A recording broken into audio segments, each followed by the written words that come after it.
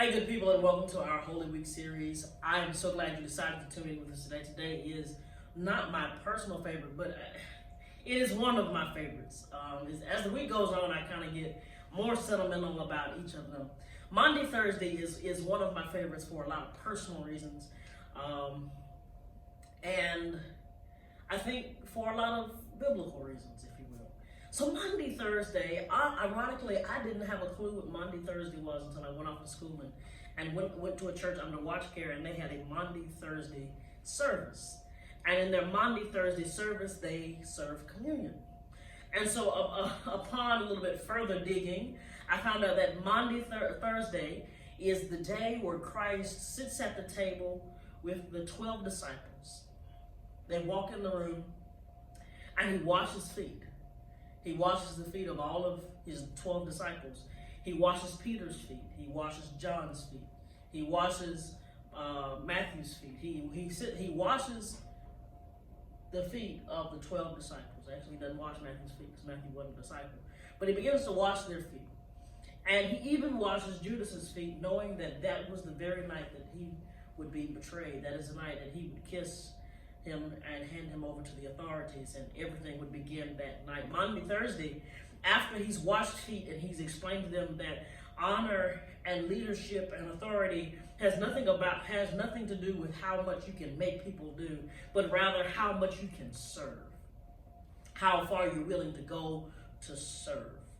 And so I love Maundy Thursday, and then something else happens is after he's washed the feet, which is like customary, kind of like we wash our hands. He's washed their feet because they have journeyed throughout the day in sandals, and you can imagine in the middle of the desert what their feet must have looked like, felt like, and smelled like. After he's washed their feet, he begins to feed them, and they distribute some unleavened bread amongst them. And this Maundy Thursday is also Passover. And so these are Jewish men, and now he's saying that no longer will you celebrate Passover. If you recall, and you go back in the Exodus account, Passover was that night when they were to put blood over the door.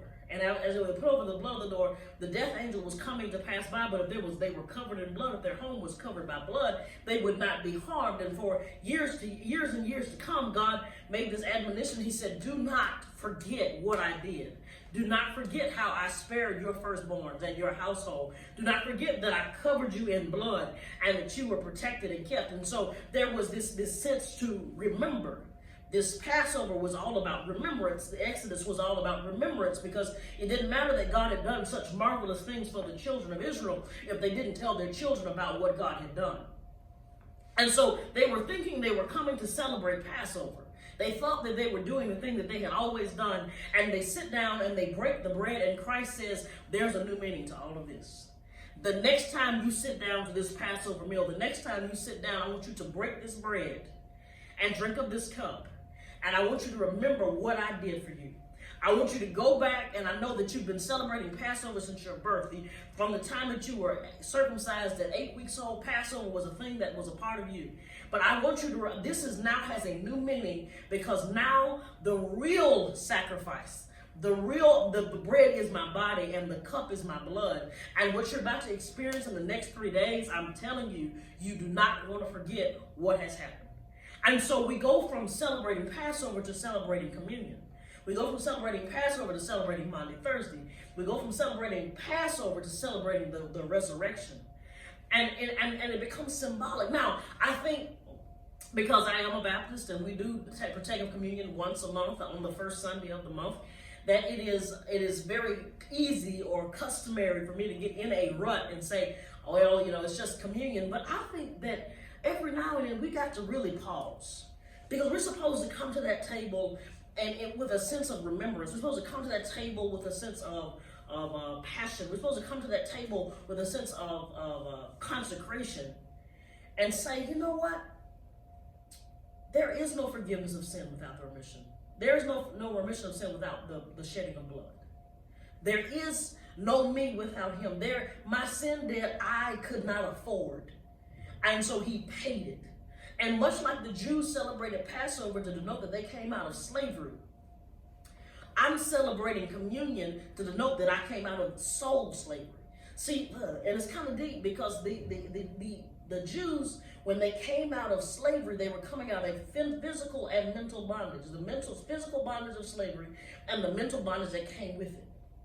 But when we celebrate communion and we celebrate resurrection and we celebrate Easter and we celebrate Good Friday and we celebrate Maundy, Thursday and Spy Wednesday and we celebrate Fig Tuesday and Holy Monday and Palm Sunday, when we celebrate all that has happened this week, what we're saying is that I'm thanking God for this, that I've been released from the slavery of my soul. Because my soul was accursed when Adam and Eve fell. And there was no remedy strong enough.